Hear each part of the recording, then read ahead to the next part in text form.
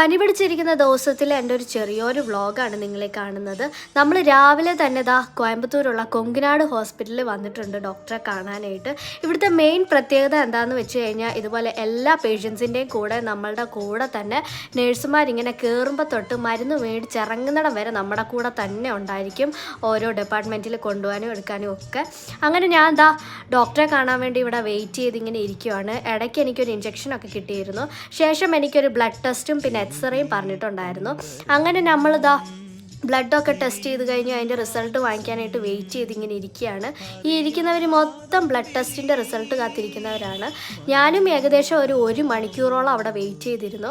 എൻ്റെ റിസൾട്ട് കിട്ടിയത് 12:30 1 മണിക്കൂർ ഞാനും വെയിറ്റ് ചെയ്തു. അങ്ങനെ നമ്മൾ മരുന്നൊക്കെ വാങ്ങിച്ചു. ഞാൻ വണ്ടിയിലൊക്കെ ഇങ്ങനെ എടുത്തു വെച്ചു. എന്നിട്ട് തിരിച്ച് വീട്ടിലെത്തി. അങ്ങനെ വീട്ടിലെത്തി നല്ല ചൂടുണ്ടായിരുന്നു. വന്ന ഉടനെ ഞാൻ കയറി കിടന്നങ്ങ് ഉറങ്ങി.